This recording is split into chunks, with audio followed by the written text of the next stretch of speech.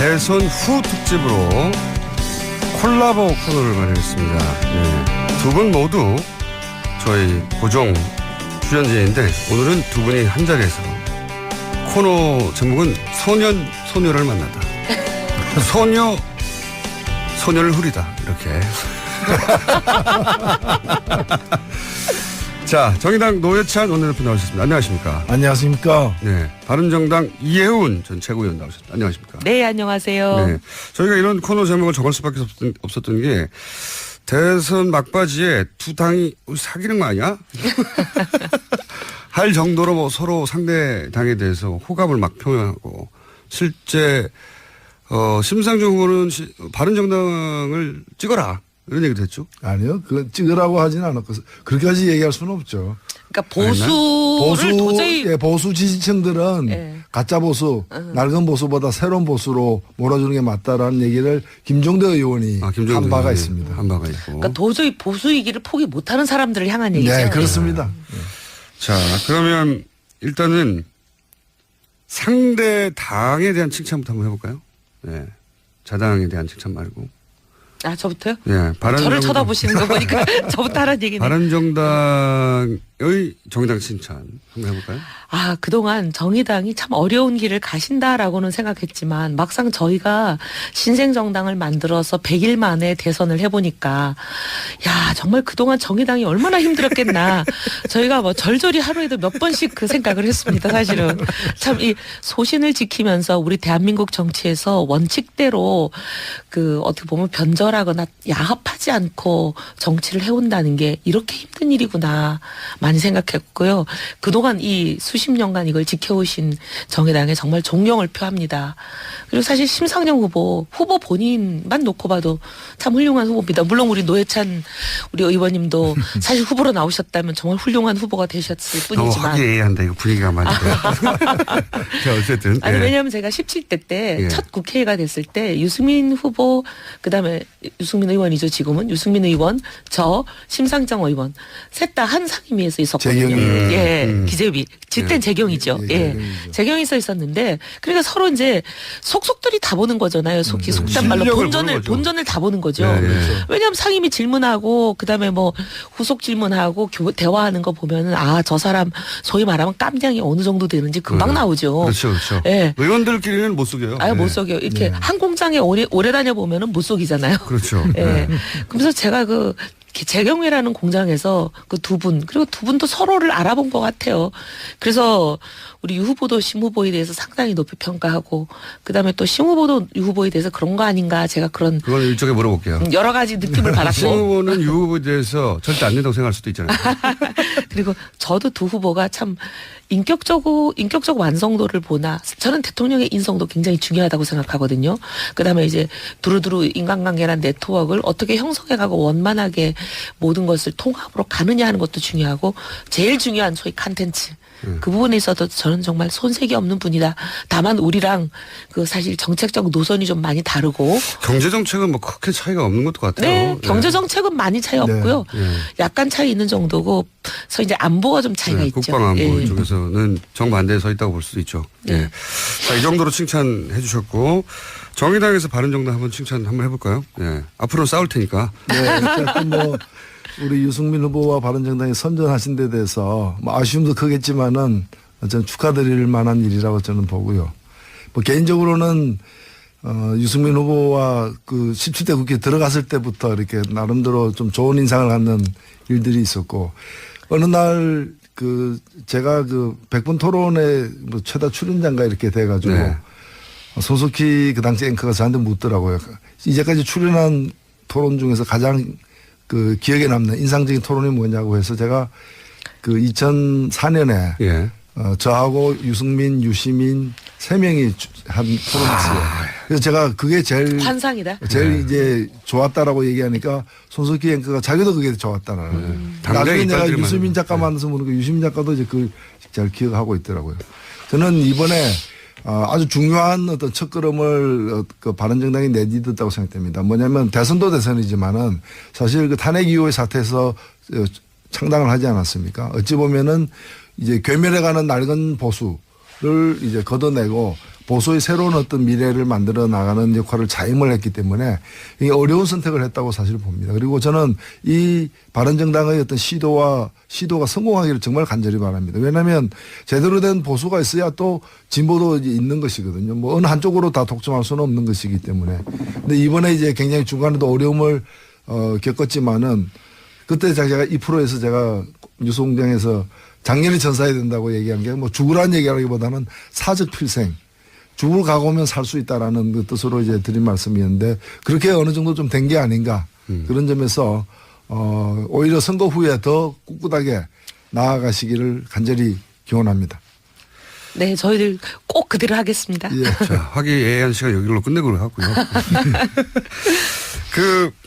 이제 바른정당, 이현 의원님은 바른정당의 대표적인 얼굴로 그렇게 막 지켜주시는 거예요? 얼굴로 자리 잡아가고 있는 게 아닌가. 왜냐하면 경쟁자들이 다 탈당해가지고요. 아니요. 탈당 안 했어도 예. 얼굴이자 두뇌이자 입. 얼굴이 워낙 커갖고. 혹시 탈당하신 분들이 왜냐하면 자유한국당의 복당도 그렇게 순탄치 않을 것 같거든요. 아직도 여전히. 뭐 오히려 더 복잡해질 것 같아요. 네. 예. 그분들이 다시 돌아온다는 얘기는 없어요. 뭐 그런 얘기가 간간히 들리긴 하지만 뭐 공개적으로 얘기하시는 건 아니기 때문에 저도 공개적인 자리에서는 뭐 그런 얘기가 없다라고 말해야 될 것 같아요. 탈당하는 시점에는 정말 괴로우셨죠. 물론 그것이 다시 전화위복이 됐지만. 처음에는 이제 탈당을 계속 말리고 만류하고 그러지 말아라. 그러는 게 좋지 않다. 이렇게 계속 이제 어떻게 보면은 간언을 하고 그랬었는데 나중에 이제 그분들 덕분이라고 해야 되죠. 뭐 그치. 덕분에 12척의 배가 있다고 그랬는데 그 배가 그 배였어요. 나간 배들. 나간 배들. 근데 그렇게 되면서 약간 변화의 조짐을 만드는 계기가 되고 보니까 많은 분들이 왜 그렇게 그 사람들 말렸냐. 저한테 굉장히 화살이 많이 쏟아졌어요. 너 때문에 그게 늦어져가지고 지지율 상승이. 이상한 비난이네요, 진짜. 네. 제가 왜냐하면 굉장히 말리는 사람 중에 하나였거든요. 네, 말렸어야 했죠, 그때는 네. 당내에서는. 그래서 너 때문에 우리가 지지율 반등이 늦어졌다 이러면서 제가 말도 좀. 안 되는 비난이네요, 진짜. 그런 얘기까지 있군요. 네. 어쨌든 당대표는 언제 하실 겁니까? 아니요, 무슨 당대표는요. 당대표가 되더라도 나오실 거죠, 여기. 저 이제 잘린 거 아니에요? 아닙니다. 선거에도 졌는데 잘려야죠. 아니에요. 네. 앞으로 계속 나오실 거고, 제가 이제 궁금한 건 당대표가 되더라도 나오시라고. 일단 잠부터 좀 자고요. 공식적으로 약속을 해두고, 미리. 네. 자, 심상정 후보는 두 분 마찬가지지만 둘 다 두 자릿수까지 갈 수 있을지 모른다. 네. 그죠? 그 지점 거의 가까이 갔잖아요. 네. 두 당 모두. 네. 네. 마지막 여론조사에. 네. 8, 9, 1, 2%만 더 하면 될 것 같은데. 이제 두 당 공이 질문인데 마지막에 그 두 자릿수를 돌파하지 못했던 이유를 어떻게 분석을 하십니까? 예, 뭐 현상적으로 보면은 뒷심이 부족했다고 보는데 저는 누굴 탓하고 싶지는 않고요. 저희들 어떤 실력에 대한 평가라고도 봅니다. 보고 조사에 따르면 출구 조사에 따르면은 유권자의 절반 가량이 마지막 일주일 사이에 이제 그 표심을 최종적으로 깜깜한 기간 정했다 동안. 그러거든요. 그러니까 저희들이 뭐 보유하고 있는 표를 뺏겠다기보다는 마지막에 더 얻어야 될 때 저희들이 뒷심이 딸려가지고 더 얻지 못했던 것이고 그것은 저희들이 무슨 큰 실수를 했다거나 그런 것보다는 이제까지 뭐 종합적인 어떤 그 평가 속에서 이제 표심도 결정하게 되기 때문에 저희들에게 좀 분발을 해야 되겠다. 다만 저희들이 얻은 것을 꼭 이렇게 그 득표율로만 볼 문제는 아니다 봅니다. 네. 이 득표율로 나타난 6.2%는 일종의 현찰입니다. 네. 저희들이 현찰만 받은 게 아니라 어음도 많이 받았습니다. 네. 그래서 이 어음은 아직 현금화되지는 않았지만은 미래에 현금화될 수도 있는 그런 지지까지 받았기 때문에 크게 낙담할 일은 아니라고 생각하고 있습니다. 오히려 그 출구조사 발표된 다음에 오히려 쏟아졌다면서 입금이. 네, 한 4,000명 정도가 2억 정도의 네, 갑자기. 후원금을 갖다가 후원금을 출구조사 선거 직후에 끝났는데. 예. 예. 어젯밤 12시까지가 이제 후원금 낼 수 있는 법적 기간이기 때문에 네. 그 남은 몇 시간 사이에 그렇게 돈이 몰려서 저희들이 적자하는 부분을 또 해소했습니다. 아, 참 정말 특이한 대단하네. 현상이요. 네. 선거 끝났는데 후원금이 선거 끝난 다음에 몰린다는 게. 예, 그분들은 아마 표가 여러 표 있었으면 다 주고 싶었을 그렇겠죠. 그런 분들이었다고 예. 생각합니다. 내 마음은 정의당이었는데 다른 이유로 정의당을 찍지 못했다. 뭐 이런 마음. 표현이 아마 똑같아요. 그런 것도 있다고 봅니다. 아마 그게 그런 걸 거예요. 이제 막판에 소위 말하면 이제 보수청의 결집 이런 게 실제로 많이 있었으니까요. 이제 네. 카톡이든 뭐 여러 가지를 대단했습니다. 통해서 네. 언론을 통해서도 많이 전파되고 네. 하니까 이제 소위 말하면 문 후보의 당선을 원하는 일단 진보층이 그렇죠. 또 결집을 한 거죠. 그러면서 심 후보가 손해를 많이 보지 않았나. 그러니까 손해라는 건 이제 올 수 있는 표들이 못 온 거죠. 중도층들이 그렇죠. 결정 안 했던 중도층들이 심 후보를 찍을 수 있었는데도 걱정되는 문 후보를 도와준 거죠. 깜깜이 기간 동안 하여튼 진보정당은 항상 그래 왔어요. 근데 예년에 꺾인 거에 비하면 덜 꺾였어요. 덜 꺾였어요. 오히려. 예, 예년에는 반토막 이하로 떨어진 경우가 있었는데 이번에는 반토막이라고 할 수는 없습니다. 그게 아무래도 뭐 여러 가지 이제 각 캠프에서야 여러 가지 우려를 갖다가 많이들 이제 할 수밖에 없지만은 일반 객관적으로 볼 때 뭐 2개월 이상 이제 1위가 변동이 없이 이렇게 승자가 거의 정해진 상태였기 때문에 저희들도 사실은 여느 때 선거보다는 뭐 사퇴 압력이라거나 전혀 없었죠. 예, 그런 걸 거의 안 받았다고 보통은 사퇴와 압력. 단일화 압력. 예. 바른정당이 이번에 받았던 거 있잖아요. 그러니까 항상 받아왔어요. 그러니까 그거 받으면서 정말 많이 생각했어요. 야 매번 받았던 저분들은 심정이 어땠을까. 저희들은 엄청났습니다. 그러니까 그 속이 사이- 수껍내기가 되지 그럼요. 않았을까. 간판 날아가고 문짝 떨어지고 뭐 엄청난 강풍 속에서 이게 견뎌왔는데 이번에는 그래도 네. 지붕은 안 날아갔습니다. 노회찬 대표 같은 경우에는 그 지난 한명숙 전 네. 총리 서울시장 선거 때 3번 후보로 나와서 득표를 한 5% 가까이 했죠. 아유. 그런데 한 2% 차이로 낙선을 했거든요. 2%가 안 되게. 그때 머리가 다 빠진 거예요. 근데 사실은 예. 사실은 유권자들이 굉장히 전략적으로 사고하기 때문에 이미 유권자들이 많이 이제 저한테서 철수를 한 상황이었어요. 예. 제가 처음 출마 선언했을 때는 한 15% 남았거든요. 네. 근데 불과 한 서너 달 사이에 그게 이제 그 3분의 1 빨리 이하로 이렇게 떨어지는 거예요. 그러니까 그분들이 다 결집해서 이제 마음은 가버렸는데. 있지만은 예. 승리를 위해서 다른 후보 찍어야 되겠다고 다 가신 상태고 남은 분들은 사실은 설사 제가 사퇴하더라도 예. 그냥 투표 안 하면 안 했지 뭐 이런 골수 분들도 정의당 예. 지지자인데 네. 근데 어쨌든 이제 범진보 진영에서 그 책임을 노회찬 대표한테 물어서 한 6개월 정도는 두문불출하신 걸로 제가 기억합니다. 아니 두문 눈앞에 나가긴 했는데 평생 먹을 욕을 상당 부분을 이제 먹었는데 아 그게 또 일생 동안에 먹는 욕이 정해져 있어요. 걱정 마세요. 앞으로 욕 드실 일 없어요. 아니요. 근데 이번에 보니까 또 뭐 벼룩을 간 얘기했다고 또 이렇게 또 엄청난 욕이 쏟아져 가지고 제가 아니 막판에 보니까 소위 이제 자유한국당 지지자들이 막 카톡이랑 이런 걸 돌리는데 문 후보를 앞섰다. 그 여론조사 맞습니다. 보셨어요? 그 선거법 위반이에요. 여의도 연구소 여의도 뭐 연구소 가짜 주장. 발이라고 하면서 그건 전 제가 보기에 허위 같아요. 그렇습니다. 근데 어쨌든 그건 신고가 됐기 때문에 저는 이건 수사의 대상이라고 생각하는데 그거를 막 일사불란하게 퍼뜨렸어요. 엄청나게 돌았습니다. 그러면서 네. 홍 후보가 0점 몇 프로 차이로 문 후보를 이길 수 있는 기회가 왔기 때문에 이건 모두 보수가 결집하라 그러니까 저희도 다 날아갔어요. 그렇겠죠. 네. 실제로 제가 부산에 가서도 그 카톡을 봤는데요. 네. 그 엄청나게 그냥 이제 홍 후보 캠프에서 공식적으로 보내지 않은 걸로 해가지고 아는 것처럼 하면서도 네, 하면서도 실질적으로 그 뭐 내용은 그런 그 인프라가 있죠. 예예. 그래가지고 인프라 아시죠? 엄청나게 이제 뿌려대고 그러니까 또 상대방에서도 이제 바삭 긴장하게 되고 이제 네, 양쪽이 마치 서로 주고받으면서 시너지를 낸 거죠. 서로 카톡 결집이. 대첩처럼 이렇게 네. 대첩. 이제 정의당 뭐랄까요 이 겪어왔던 걸 압축적으로 고도로 겪었잖아요. 네, 저희가 이제 정말 압축적인 성장. 뭐 고도 정의당이 수십 년 겪어온 걸 저희가 네. 100일 만에 겪었습니다. 사실 좀 길게 긁어야 되는데 제가 보기에는 대선 진리를 알 수 이후에도- 있는데. 네, 대선 이후도 만만치 않아요. 정의당은 저는 이미 수십 년간 겪어왔기 때문에 대선 이후 추스리는 것도 빠를 텐데 바른정당은 만만치 않죠. 이게 이제 저희가 이제 처음 겪어보는 일이라 사실 이제 매뉴얼이 없어요. 어떻게 해야 될지. 네. 그러니까 좀 이제 또 겪어보면서 시행착오를 겪으면서 또 제가 보기엔 하겠죠. 노회찬 대표한테 가끔 전화해가지고 네. 여쭤보죠. 저희가 팁을 좀 얻어야 될 것 이럴 때 같아요. 어떻게 돌파했느냐. 이럴 때 숨어 있어야 되느냐. 도무 불출해야 되냐? 그리고 이제 바른정당은 제가 참 아쉬운 게 여기 나오실 때부터 계속 유승민 후보 여기 나와야 된다고 뉴스공장 수도권 공략해야 된다고. 저도 사실은 굉장히 공감했는데 하여튼 뭐 아유 후보 스케줄이 그렇게 안 되다 보니까 근데 참 아쉬운 부분이에요. 딴 데 가서 며칠을 돌아다닐 걸 여기 한 30분 와서 다 만날 마지막 수 순간에 있는데 깨달으신 것 같더라고요. 대구에 유승민 후보 지지층이 없다. 유승민 후보의 지지층은 여기에 젊은 층이다 수도권에. 마지막 순간에 깨달으신 것 같더라고요. 그죠? 당에서도 그걸 깨닫지 않습니까? 저는 좀 일찍 깨달았는데 솔직히 말하면. 당에서도 그러니까 자기 지지층이 어디인지 모르고 때리고 있었다. 예. 그 과거의 정치사에 대해서 이렇게 그 경험이 적은 이 새로운 세대들 20대 그렇죠. 같은 경우에는 유승민 후보나 심상정 후보가 그렇게 멀어져 보이지 않는 거예요. 네, 네. 굉장히 가까이 지지층이 많이 겹칩니다. 맞습니다. 여기 안 나오기 잘했습니다. 이럴 수가. 드디어 이제 디스가 시작되네.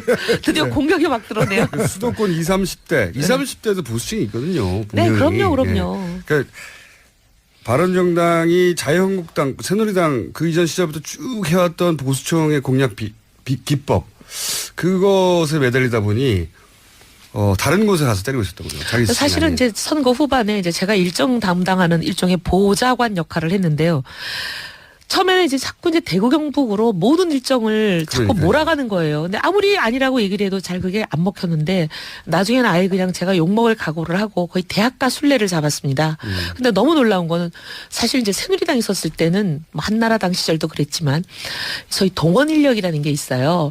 많죠. 예, 후보가 어디를 간다. 그러면 한 이틀 전부터 네. 다 공지하고 전화 걸고 사람을 동원합니다. 지역에서 동원하고. 며칠 날 몇 시 어디로 모여라. 근데 이제 그 모인 사람들이 거의 똑같은 사람들이요. 제주에서 어디에 모였던 사람이 또 서울까지 비행기 타고 와요. 네. 이렇게 전국 어디나 거의 사진 비슷한 찍히는 사람들이 인물이 비슷해요. 그리고 후보 옆에 찍힌 사람들 비슷해. 잘 비슷해요. 보면. 그러니까 그렇게 이제 몰려다니는 고정 출연이라고. 몰려다니는 사람들이 있는 거거든요. 이제 네. 그분들을 모셔오는 건데, 근데 저희는 지금 신생정당이 뭐 100일밖에 안 됐는데 그게 되겠습니까? 없죠. 뭐 10명 정도는 동원이 되지만요.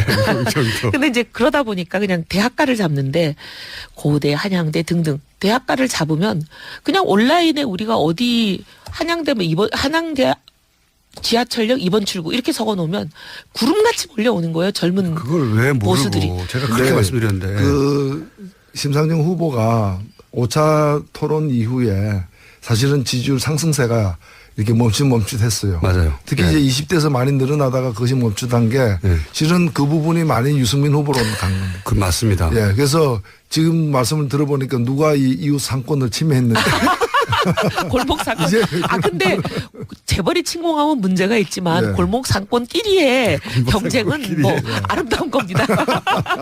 그러니까 경계해야 되겠는데. 서로 정반대 진영이 있는 것 같은데 사실은 지지층 구는 비슷해요. 이게 특히 젊은 세대는 비슷합니다. 20, 30대. 젊은 세대 안에서 이제 보수냐 진보냐에 따라서 나뉘는 그러니까 것뿐인 것 같아요. 전통적인 진보 보수로 나눠지지 않는 20대만의 특징이 있거든요. 예. 이 20대가 이제 과거 20대처럼 정치 학습을 많이 받은 사례가 아니잖아요. 네. 편견이 좀 없어요. 그러다 보니까 경제적으로는 좀 리버럴하고 그리고 그 뭐 안보 문제에 있어서 보수적인 20대 특히 남성층이 존재하거든요. 이 층을 유승민 후보가 공략해야 된다고 제가 그렇게 말씀드렸는데 말씀을 안 듣고 혼내주세요. 네, 반드시 저희 사령관으로 영입하겠습니다. 전략팀장으로. 자, 저희가 교통 정보를 잠깐 듣는 시간, 교통 방송이었는데 저희가 알고 보면. 아, 네.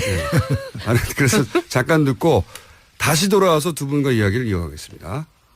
아, 또 떨어졌어. 너 또 입사 시험 봤어? 아니, 차량용 핸드폰 거치대 말이야. 여러 개 사봤는데 실패의 연속이야. 떨어지고 시야 가리고 운전석에서도 멀고 뭐 좋은 거 없을까? 싼 것만 찾으니까 그렇지. 제대로 된 거 하나 사서 편리하게 쓰는 게 더 낫지. 그런 게 있어? 그럼 있지. 1, 2, 3 할 때 2.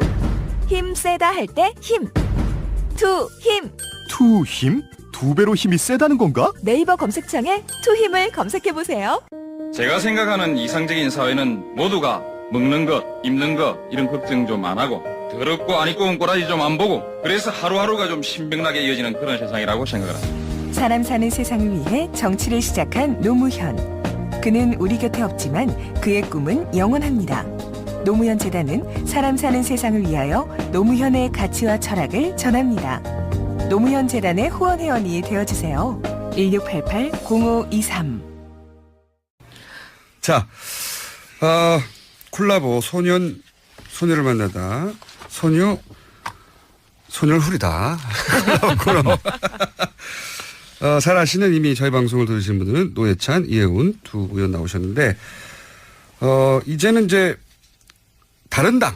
네. 일단 당선자, 이제 대통령이죠, 사실은. 대통령 당선에 대한, 뭐랄까요. 덕담 한 번씩 해주시고 아직은 첫날이니까 덕담 정도로 마무리하고 그리고 나서 그 2번 3번 당에 대해서 전망 정치인으로서 전망을 한번 냉정하게 짚어보는 시간도 가져볼까 합니다. 우선 문재인 당선자를 하기도 그렇고 오늘 바로 오늘 아니요 대통령 됐어요. 대통령이죠, 이제. 됐어요. 네. 이제는 그 지금 선거관리위원회에서 저희 의결을 했으니까. 그래요? 이제 대통령이요.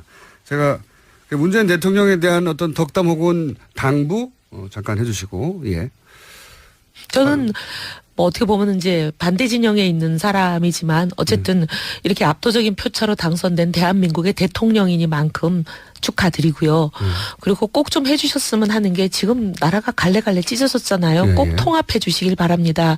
공언하신 대로 정부도 통합정부 그리고 국회와의 관계에 있어서도 대결적인 관계보다는 협치를 꼭 이루어 주셨으면 좋겠고 또 하나는 이제 지금 당장 바로 인사청문회나 각종 장관 총리 임명이 들어가야 그렇죠. 되잖아요. 근데 그런 부분에서 제발 우리 야당이 뭐 발목 잡는다 이런 얘기 듣지 않게 우리도 정말 기꺼이 통과시켜 줄 수 있는 그런 사람들로 좀 내정을 좀 해줬으면 좋겠습니다. 혹시 바른정당 누군가 입각제가 들어오면 바른정당 그럴 리가 있겠어요? 아니 근데 그럴지도 몰라요. 그럴지도 몰라요. 예를 들어서 의원님한테 아유 저한테 그럴 리가 없을 텐데. 예를 들어서 예. 온다면요. 할 수 없이 받아들입니까? 기도해 보겠습니다.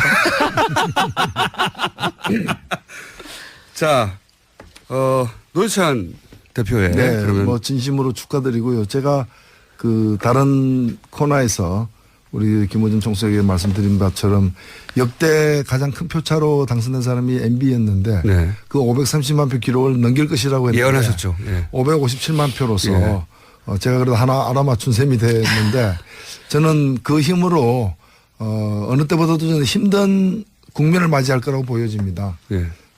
그래서 이 문재인 후보의 당선 이제 문재인 대통령이 됐습니다만 뭐 촛불의 승리다라고도 보고요. 다만 이제 그 촛불 광장에서 제기됐던 여러 가지 요구들을 실현하기에는 만만치 않은 과제들이기 때문에 지혜를 잘 발휘해서 어느 정권보다도 더 성공적인 정부로서 마감하기를 진심으로 바랍니다. 자, 당분은 여기까지고. 그러면 2번, 3번 당의 미래가 이게 이제 일반 유권자들이 바라보는 것과 정치 현실 정치인으로 그 정당을 잘 이해하고 그리고 얼마나 냉혹한지 정치 현실이 잘 아시는 분.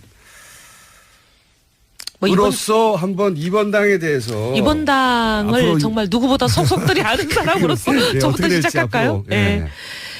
사실 선거 국면에서도 삐죽삐죽 삐져나왔습니다. 그 갈등과 앞으로의 그 여러 가지 암초가 될 수 있는 것들이 당내가 아무렇지 않은 척했지만 사실 복잡했잖아요. 복잡했죠. 왜냐하면 그 12명, 13명의 복당에 대해서도 예. 지금 복당이 후보였던 시절에 홍준표 후보는 가장 강했죠. 지시를 했죠. 예. 그리고 여러 가지 뭐 규정을 들이대면서 복당시켜라 이렇게 얘기를 했는데도 그리고 또 그것만으로 받아들여질 것 같지 않으니까 거기다가 1+1으로 끼워 팔기까지 했잖아요. 친박도 들어와라. 그러니까 친박들이 주로 반대하는 중심 세력이니까 친박들에게 내려졌던 징계를 완전히 그냥 무장해제 풀어줘 버리는 수많은 국민들이 도저히 납득을 못하는 3년짜리 징계를 징계한 지 100일 만에 풀어줘 버리는 네. 이런 일까지 끼워 팔기를 했는데도 친박들이 그걸 받아들이지 않았어요. 후보가 가장 강할 때 지시했는데도 안 들었거든요. 안 됐죠. 근데 예. 이제 지금 후보는 이제 소위 낙동강 오리알 아니에요? 예. 후보는 이제 낙선했겠다. 그럼 또 홍준표 이제 후보였던 분은 당내 소위 말하면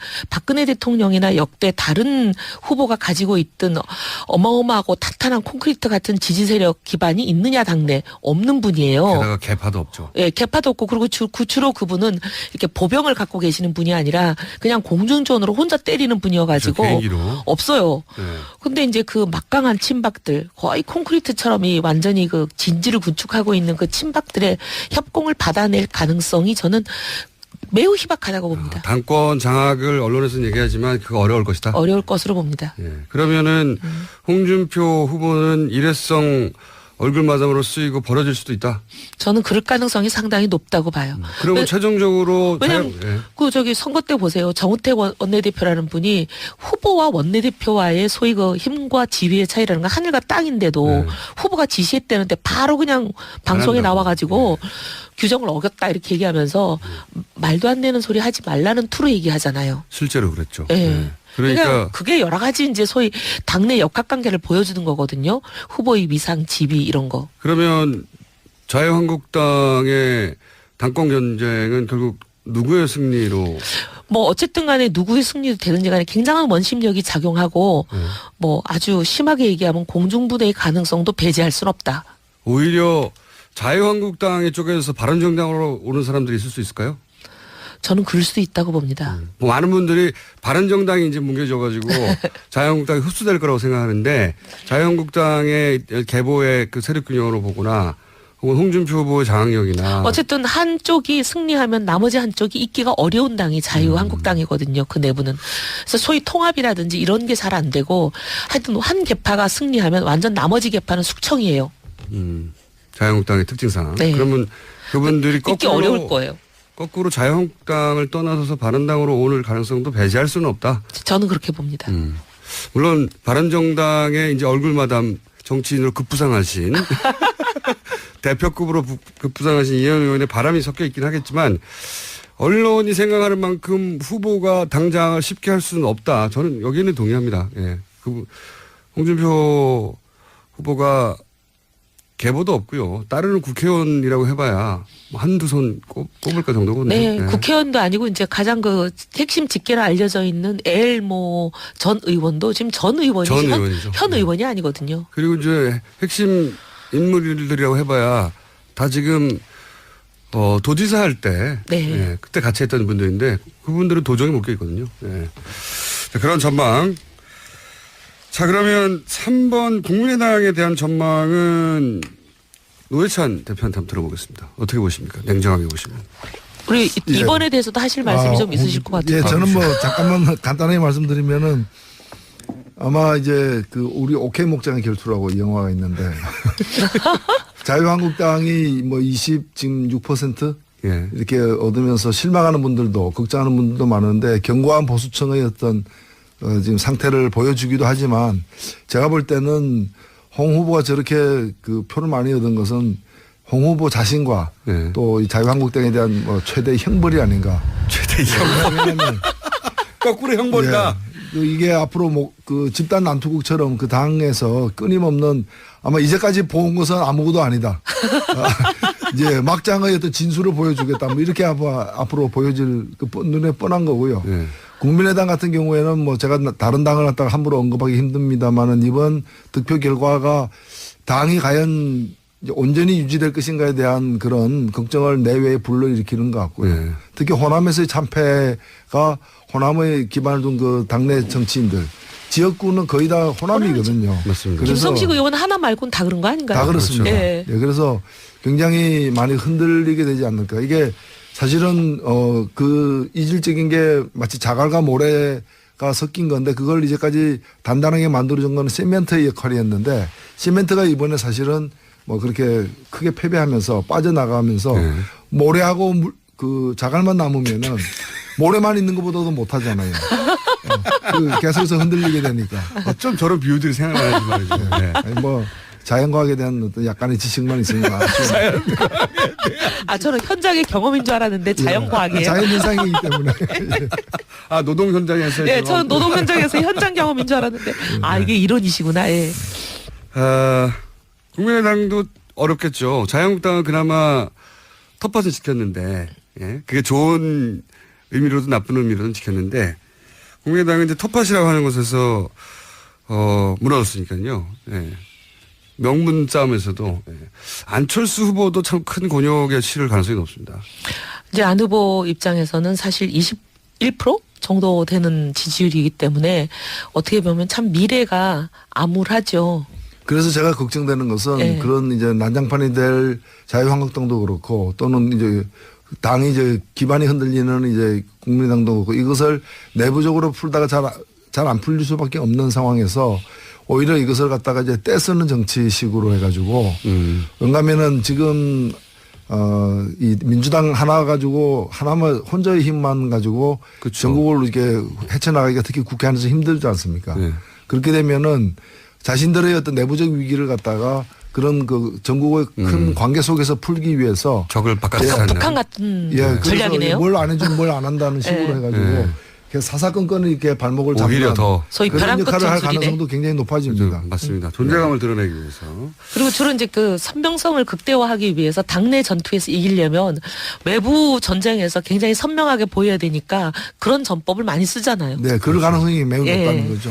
그러면서 더 위기에 처할 것 같아요. 왜냐하면 이제 특히 정권 초기에는 본인이 그 투표하지 않은 그 후보였다 하더라도 대통령이 당선된 후에는 대부분의 국민들이 좀 초반에 몰아줘야 된다는 분위기가 있거든요. 그게 뭐 그 대통령을 위해서가 아니라 대한민국을 위해서 그렇게 생각하시는 보통은. 거잖아요. 그래서 이제 뭐 40%로 당선돼도 당선된 직후에 보면 한 70, 80% 정도 올라가죠. 지지를 얻게 되고 잘하라는 이제 당부죠 그게. 근데 그런 가운데 이렇게 발목을 잡으면 더 미움을 사게 되거든요. 자, 그럼 다른 당 걱정할 형편이 아니시면서 아니 뭐 다른 난 걱정이 아니라 나라 걱정이죠. 나라 걱정. 예. 맞는 말씀입니다. 현실적으로 비용 문제 같은 거는 어떻게 됩니까? 그런 얘기도 많이 나오잖아요. 저희는 이게 지금 선거 비용의 최고 한도액이 약 500억 수준이었는데 500억 좀 넘습니다만은 저희는 애당초 그 돈을 뭐 쓸 처지가 아니어가지고 예. 50억으로 잡았고요. 예. 잡았고 지금 한 2, 3억 적자가 난 상태였는데 다행히 어저께 예. 수구조사 이후에 또 후원금이 한 2억 정도 더 들어와서 그러니까요. 마이너스 1억 정도 되지 않을까 지금 네. 추산을 해보고요. 큰 당들이 이제 최대 한도가 유세 차량 같은 거 300대씩 쓰고 쓸 때 네. 저희들은 18대 쓰고 한 겁니다. 그 다음에 40번 넘게 방송 연설들 다 나가셨지만 큰 당들은 저희들은 한 번도 못 나갔고요. 그리고 법정 공고문도 16페이지인데 저희들은 8페이지로 냈고요. 8페이지. 어찌 보면은 저희들이 얻은 표가 작은 표이긴 하지만은 예. 표 한 표를 얻기 위해서 드린 비용은 예. 좀 가장 적은 편에 속하지 않을까. 그렇게 가성비 생각하고. 최고였다. 예. 가성비 최고. 가성비 최고였다. 예, 그렇게도 생각해요. 가성비 근데 아니 최고였습니다. 들으니까 어쩜 이렇게 닮았을까 그 생각. 저희도- 정상적인 저희도 사실은 그 60몇 억인가가 선거 보조금으로 나오는데 네. 저희 당이 창당하는 과정에서 당사도 빌려야 되고 네. 뭐 컴퓨터 책상도 사고 어쩌고저쩌고 하느라고 진 빚이 있거든요. 그 빚을 갚고 나니까 딱 50억 남은 거예요. 네. 그래서 그 50억으로만 선거한다의 목표를 세웠어요. 근데 중간에 하다 보니까 원래 뭐 얼마로 해주기로 하는 홍보가 조금 더 들어가고 뭐 이런 식으로 원래 조금 그렇죠. 돼가지고 우리도 한 2, 3억 빚이 생길 상황이었어요. 그런데? 근데 그 탈당하시는 분들이 네. 나가시면서 후원금이 완전히 그냥 답제를 해가지고 아, 역시 또. 예, 그래갖고 후원금이 한 5억 정도 들어왔을 거예요. 아, 여기는 그래서 미리, 저희는 미리 발생해가지고. 예, 미리 발생해서 조금 남는 예, 회계였고. 예. 근데 뭐 홍보물 12페이지짜리 8페이지 하는 거나 저기 유세 차량 18개 하는 거나 뭐 저희 똑같네요. 어쩜 이렇게 방송 연설 한 번도 못 한 거나. 그래도 뭐 저희보다는 보조금도 좀 더 많이 받고. 그러니까요. 부자만 해도 3년 가지 않습니까? 아, 근데요, 그게 국고보조금에는 반영이 안 되더라고요. 마이너스 1억 있다는 방송이 오늘 나갔으니까요. 아마 후원금이 정의당은 오늘 부로 채워줄 겁니다. 그러니까 선거 후원금은 아니지만 당 후원금은 가능하죠. 네. 근데 당 후원금 제도가 없잖아요. 없나요? 국회의원 후원금으로. 아, 그러네요, 그러네요. 국회의원 후원금을 받아서 객출할 수는 있습니까? 이미 저희들은 그 모든 의원들이 아, 찼어요? 5천만 원씩 이렇게 다 객출했습니다. 그러면 방법은 아, 아니요. 선거인들 내에 국회의원 1인당 3억까지 가능하니까 국회의원들한테 더 이제 후원금을 주시면 뭐 정의당- 더 할 수 있죠. 예. 그럼 정의당 의원 개인을 후원해서 빚을 갚게 하는 방법이 남아있군요. 예, 특별당비로 근데 뭐 내게 하는 거죠. 1억 정도의 빚이야 뭐 저희들이 또 열심히 노력해서 갚아야죠. 뭐 해서요? 네. 열심히 노동 이제 현장에서 돈도 없는 양반들이 자갈과 모래만 있는. 개인 자산도 맨날 꿀찌면서. 열심히 절약하고 열심히 절약하고. 좀 덜 먹고. 뭐. 자, 그럼 정의당의 1억 빚은 정의당 소속 의원들을 네. 조금 더 개인적으로 후원해 주시면 아니 근데 저희도 뭐 후원하지 말란 뜻이 아니라 저희도 좀 바른정당 넘어갔다면서요. 아니, 이미. 그래도- 여기 또 저희 앞으로도 많이 어렵습니다. 지금 이제 12분이 나가시는 바람에 우리 국고보조금이 반토막이 나잖아요. 예. 그것까지는 알 바 아니고요. 네. 자, 어쨌든 이번 선거에 있어서 돈 문제는 이렇게 해결되어 갈 것 같고요. 그죠? 예. 그리고 두 정당이 진보 정당의 실험 그리고 보수 정당의 새로운 실험하며 앞으로 콜라보가 많이 있었으면 좋겠습니다. 예. 네, 저는 이게 꼭 우리만이 아니라 하여튼 대통령을 뽑기 전에는 정책과 이념으로 경쟁해도 뽑고 나면 선출된 대통령에 대해서는 가능하면 당 이념에 완전히 정체성에 반하는 게 아니면 좀 협치했으면 좋겠습니다. 예. 뭐 서로 도저히 안 맞는 부분도 있겠지만 네. 맞는 부분들은 그렇죠. 뭐 예. 특히나 초기에는 좀 안정적으로 정부를 운영할 수 있도록 협력을 해야 된다 봅니다. 알겠습니다. 두 분 얘기 참 재밌었는데 오늘 여기까지 해야 될 것 같고요. 왜냐하면 두 분들이 또 주요한 정치인이라 인터뷰가 많이 잡혀가지고 할 수 없이 빠져나가셔야 돼요. 예. 안 그러면 끝까지 가려고 그랬는데 자 오늘 두 분 모시고 얘기 나눠봤습니다. 정의당 노회찬 원내대표 그리고 바른정당 이해훈 전 최고 곧 대표가 되실 이었습니다. 감사합니다. 예, 감사합니다. 감사합니다.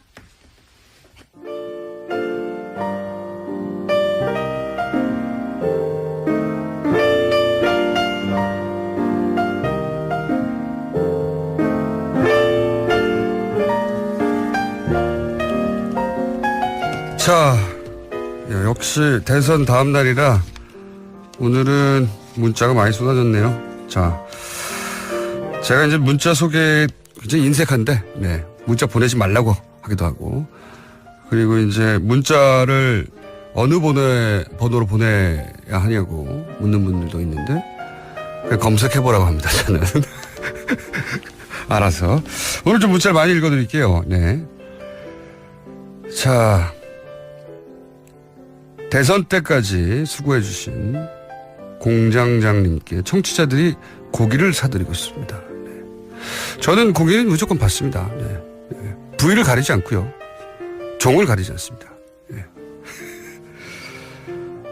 그 고기 먹겠다는 얘기가 맞네요. 제가 오프닝 때 스스로를 대견해하며 스스로를 칭찬하는 의미에서 고기 한 번씩 먹자고 했더니 네, 고기를 먹겠다는 문자가 아주 많았고요. 2012년도부터 김어준 공장장 때문에 정치에 관심을 갖게 된 20대 학생입니다. 늘 감사합니다. 저는 노량진에 있는 학생이지만 오늘은 비싼 고기를 먹겠습니다. 이런 문자가 굉장히 많습니다. 나도 오늘은 고기를 먹겠다. 네. 공장장님도 알아서 고기 많이 드세요. 부산인데 어제 선거 결과 때문에 저희 사장이 치킨 19마리 돌렸습니다. 득표율 43% 예상했는데 그래도 기쁩니다. 특별히 맛있는 부위, 맛있는 고기 부위 추천해 주세요. 네. 싫고요. 알아서 검색해 보시고요. 자, 제 생일날 뉴스공장이 시작했고 오늘은 결혼기념일입니다. 예. 그래서 고기를 먹을 겁니다. 고기를 먹겠다는 분이 이렇게 많네요. 네. 뉴스 공장 정모를 한번 하시죠. 새벽 말고 정모를 한번 하시면 그때 고기를 잔뜩 사서 가겠습니다. 네. 시청 앞에서 한번 할까요? 아니면 체육관이나? 네. 조만간 저희가 정모 방송 공개 방송 한번 준비해가지고 공지하겠습니다. 지난번에는 이제 워낙 새벽이어가지고 힘드셨죠. 네. 이번에는 뭐 체육관에서 하든가 TBS 사장님을 좀 졸라서 준비해 보겠습니다. 그리고 문재인 대통령에게 바란다는 문자도 참 많았어요. 네. 축하드립니다. 성공한 대통령 되세요. 가슴이 밭길 끝까지 가겠습니다. 참여정부 거울 삼아 적폐청산에 성공해 주세요. 많은 문자들 왔고요. 그리고 오늘 콜라보도 문자가 많이 쏟아졌네요. 이해훈 경제부총리, 노회찬 노동부 장관으로 입각을 기대합니다. 네, 이 문자는 저희한테 보내시면 안 되고요. 네, 청와대 게시판에 쓰시기 바라고요. 자, 바른정당이나 정의당이나 정정당당하게 페어플레이 해주셨고 또 똑소리 났고 결과도 깔끔하게 승복해 주셨고 멀리서 계속 지켜봅니다. 저는 심상정 후보 지지자였습니다. 하지만 유승민 후보도 정말 멋있었습니다.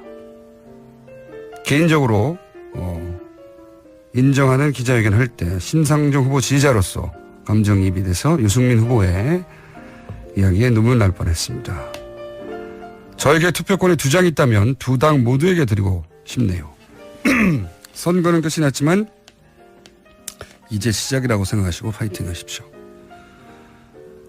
이 방송을 태어나서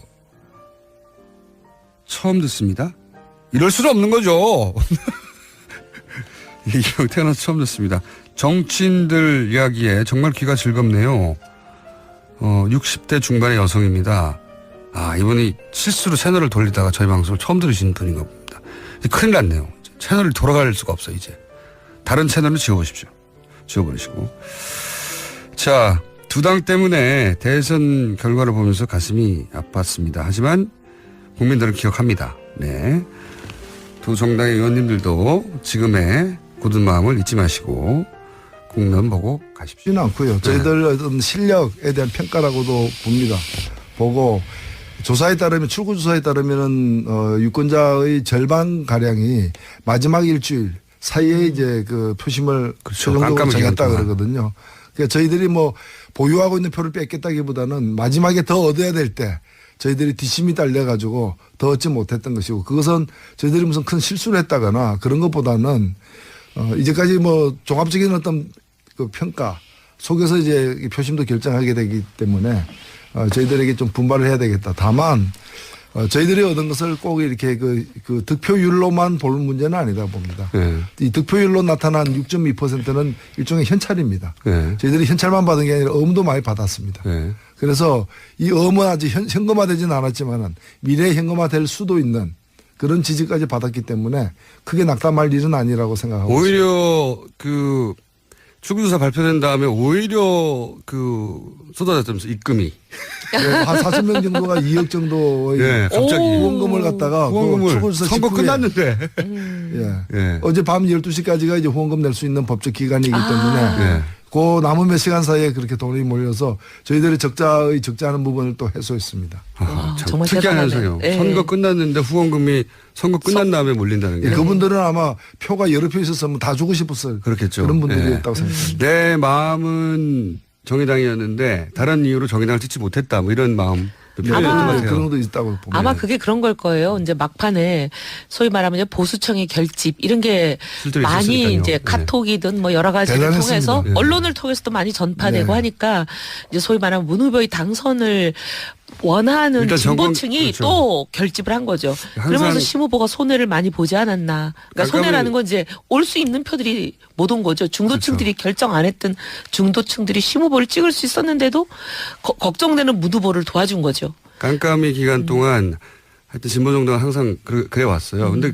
예년에 꺾인 거에 비하면 덜 꺾였어요. 덜 꺾였어요. 오히려. 예, 예년에는 반토막 이하로 떨어진 경우가 있었는데 이번에는 반토막이라고 할 수는 없습니다. 그게 아무래도 뭐 여러 가지 이제 각 캠프에서야 여러 가지 우려를 갖다가 많이들 이제 할 수밖에 없지만은 일반 객관적으로 볼 때 뭐 2개월 이상 이제 1위가 변동이 없이 이렇게 승자가 거의 정해진 상태였기 때문에 저희들도 사실은 여느 때 선거보다는 뭐 사퇴 압력이라거나 전혀 없었죠. 예, 그런 걸 거의 안 받았다고 보통은 사퇴와 단일화 압력. 예. 다른 정당이 이번에 받았던 거 있잖아요. 그러니까 항상 받아왔어요. 그러니까 그거 받으면서 정말 많이 생각했어요. 야 매번 받았던 저분들은 심정이 어땠을까. 저희들은 엄청났습니다. 그러니까 그 속이 사이- 수껍내기가 되지 그분은 않. 못 속여요. 아유 못 네. 속여. 이렇게 네. 한 공장에 오래 다녀 보면은 못 속이잖아요. 그렇죠. 예. 네.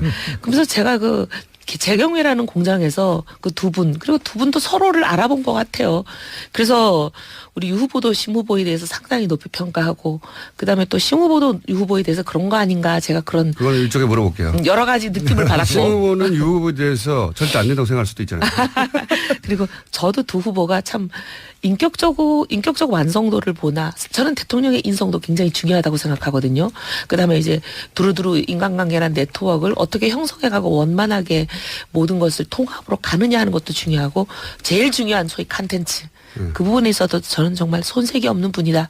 다만 우리랑 사실 정책적 노선이 좀 많이 다르고. 경제 정책은 뭐 크게 차이가 없는 것도 같아요. 네, 경제 정책은 많이 차이 없고요. 네.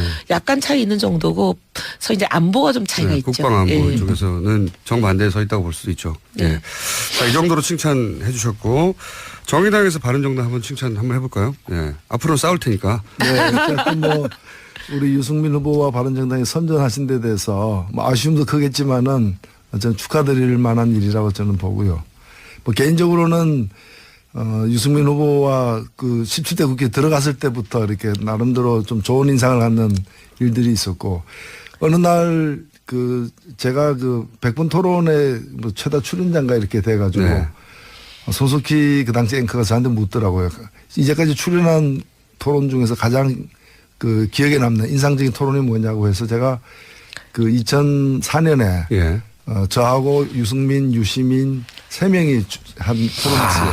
그래서 제가 그게 제일 환상이다. 제일 이제 좋았다라고 얘기하니까 손석희 앵커가 자기도 그게 좋았다는. 나중에 내가 이빨들만 유시민 작가 만나서 보니까 유시민 작가도 이제 그걸 잘 기억하고 있더라고요.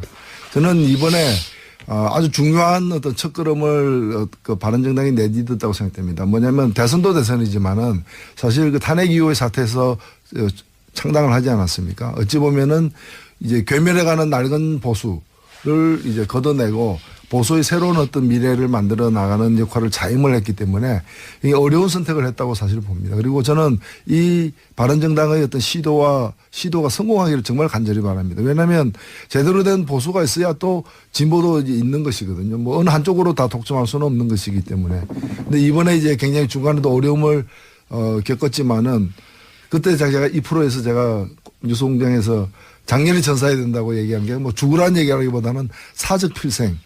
죽을 각오면 살 수 있다라는 그 뜻으로 이제 드린 말씀이었는데 그렇게 어느 정도 좀 된 게 아닌가. 났을까? 간판 날아가고 문짝 떨어지고 뭐 엄청난 강풍 속에서 이게 견뎌왔는데 이번에는 그래도 지붕은 안 날아갔습니다. 노회찬 대표 같은 경우에는 지난 한명숙 전 네. 총리 서울시장 선거 때 3번 후보로 나와서 득표를 한 5% 가까이 했죠. 아유. 그런데 한 2% 차이로 낙선을 했거든요. 2%가 안 되게. 그때 머리가 다 빠진 거예요.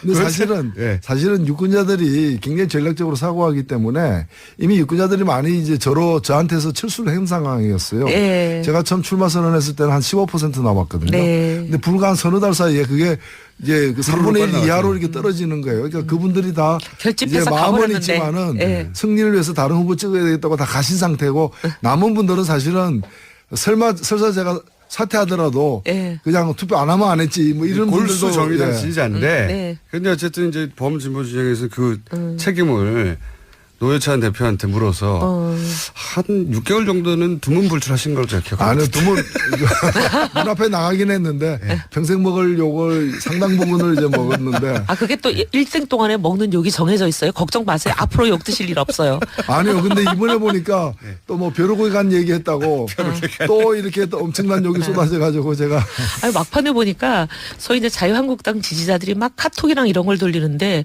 문 후보를 앞섰다. 그 여론조사 맞습니다. 보셨어요? 그 선거법 위반이에요. 여의도 여의도 가짜 주장. 발이라고 하면서 전 제가 보기에 허위 같아요. 그렇습니다. 근데 어쨌든 건 신고가 됐기 때문에 저는 이건 수사의 대상이라고 생각하는데 그거를 막 일사불란하게 퍼뜨렸어요. 엄청나게 돌았습니다. 그러면서 네.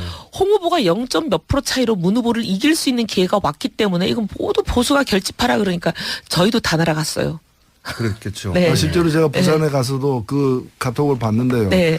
그 엄청나게 그냥 이제 홍 후보 캠프에서 공식적으로 보내지 않은 걸로 해가지고 아는 것처럼 하면서도 네, 하면서도 실질적으로 그 뭐 내용은 그런 그 인프라가 있죠. 예. 그래가지고 인프라 아시죠? 엄청나게 이제 뿌려대고 그러니까 또 상대방에서도 이제 바삭 긴장하게 되고 이제 네, 양쪽이 마치 서로 주고받으면서 시너지를 낸 거죠. 서로 카톡 결집이. 대첩처럼 이렇게 네. 대첩.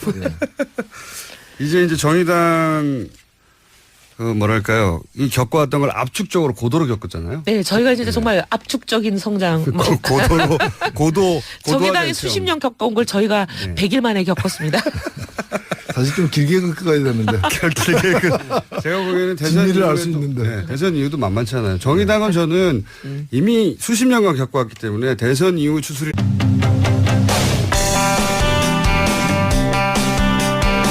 저희가 대선 후 특집으로 콜라보 코너를 마련했습니다. 네. 두 분 모두 저희 고정 출연진인데 오늘은 두 분이 한 자리에서 코너 제목은 소녀를 만나다. 소녀를 후리다. 이렇게. 자, 정의당 노회찬 원내대표 나오셨습니다. 안녕하십니까? 안녕하십니까? 네. 바른정당 이혜훈 전 최고위원 나오셨습니다. 안녕하십니까? 네, 안녕하세요. 네. 저희가 이런 코너 제목을 정할 수밖에 없었던 게 대선 막바지에 두 당이 사귀는 거 아니야? 할 정도로 뭐 서로 상대 당에 대해서 호감을 막 표명하고 실제 심상정 후보는 바른정당을 찍어라 이런 얘기도 했죠. 아니요. 그건 찍으라고 하지는 않았고 그렇게까지 얘기할 수는 없죠. 그러니까 보수를 도저히 예, 보수 지지층들은 예. 가짜 보수, 낡은 보수보다 새로운 보수로 몰아주는 게 맞다라는 얘기를 김종대 의원이 한 바가 있습니다. 한 바가 있고. 그러니까 도저히 보수이기를 포기 못하는 사람들을 향한 얘기죠. 네, 그렇습니다.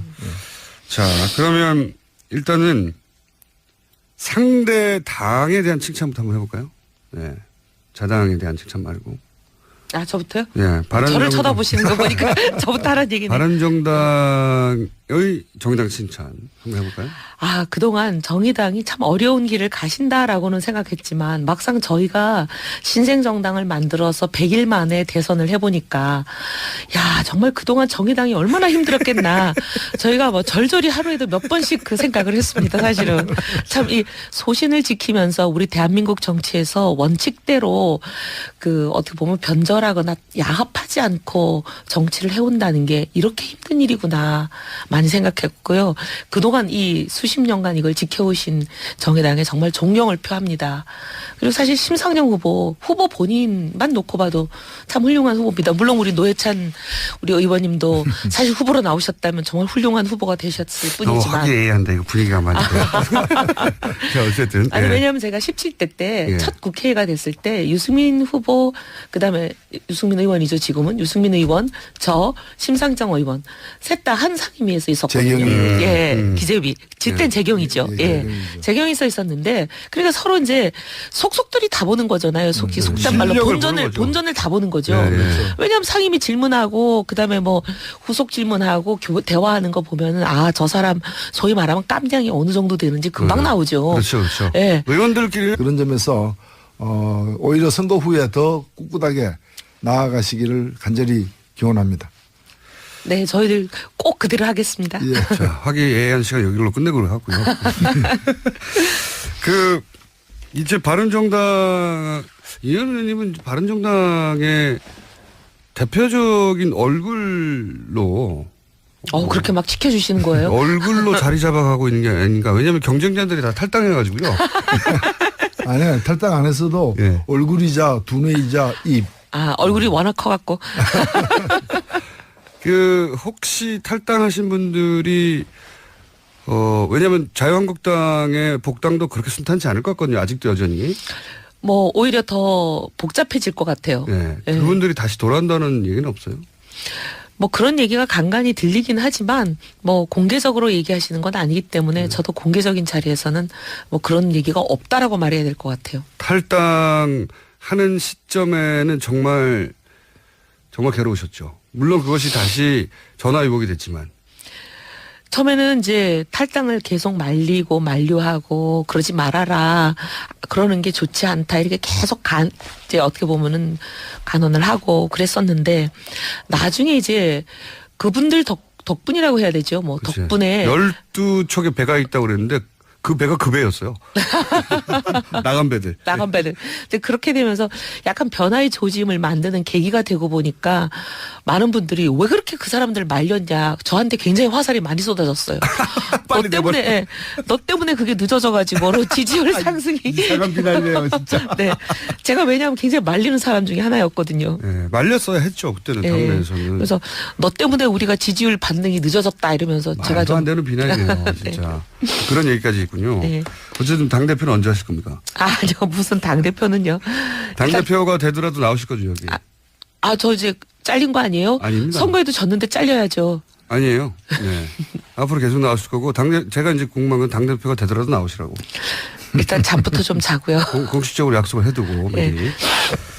자, 심상정 후보는 두 분 마찬가지지만 둘 다 두 자릿수까지 갈 수 있을지 모른다. 네. 그죠? 그 지점 거의 가까이 갔잖아요. 네. 두 당 모두. 네. 네. 마지막 여론조사에. 네. 8, 9, 1, 2%만 더 하면 될 것 같은데. 이제 두 당 공이 질문인데 마지막에 그 두 자릿수를 돌파하지 못했던 이유를 어떻게 분석을 하십니까?